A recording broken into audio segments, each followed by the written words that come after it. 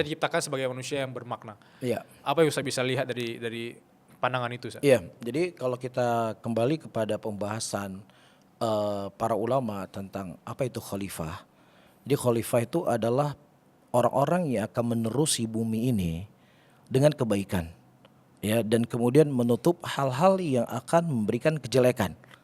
Ya, apakah itu kejelekan dari sisi fisik, apakah kejelekan dari sisi ekonomi, ataukah kejelekan dari sisi keyakinan. Makanya di antara khalifah-khalifah yang Allah Subhanahu wa taala turunkan ke muka bumi ini adalah dari para nabi dan para rasul.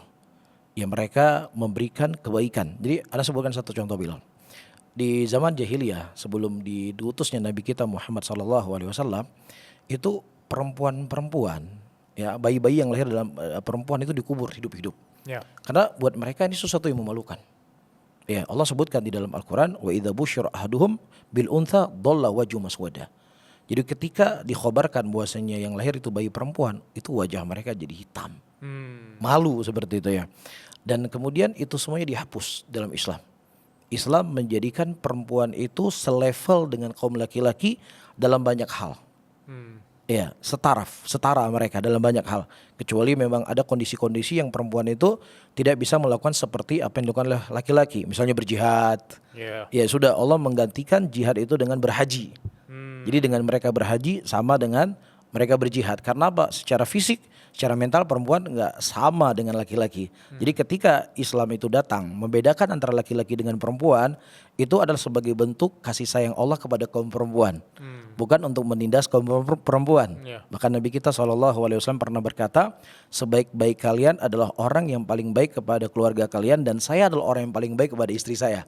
Kenapa Nabi berbicara seperti ini? Di antaranya juga karena orang-orang jahiliyah zaman dulu, sebelum datang Islam, mereka mengubur perempuan, anak perempuan hidup-hidup yang itu perempuan itu nggak punya harga di mata mereka. Tapi subhanallah, Islam datang untuk membumi hanguskan semua bentuk kezaliman seperti ini. Ya, jadi menunjukkan kepada kita seorang manusia dan terkhusus sebagai seorang muslim, dia harus bermanfaat di mana saja dia berada.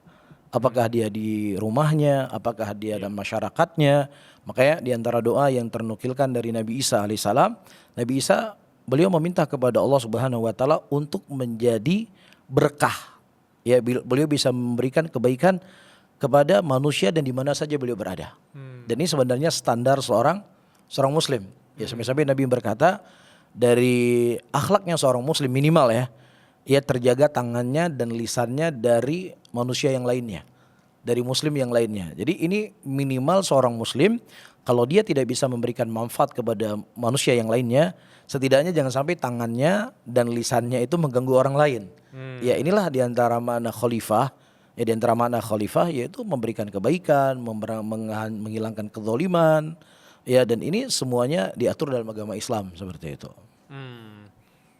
Aku setuju sekali ketika ada kata-kata tentang kita sebagai manusia harusnya, walaupun kita ngerasa mungkin tidak bisa bermanfaat bagi banyak orang, at least jangan menyinggung mereka. Betul. Jangan juga menampar atau memukul. Karena mungkin kalau di sisi ada orang yang senang KDRT, ada orang yang memang sering main tangan, apalagi sama istri, sama keluarga, sama anak, itu part of jahiliyah. Betul. Dan Islam sangat memerangi itu. Sangat memerangi itu. Betul. Ya.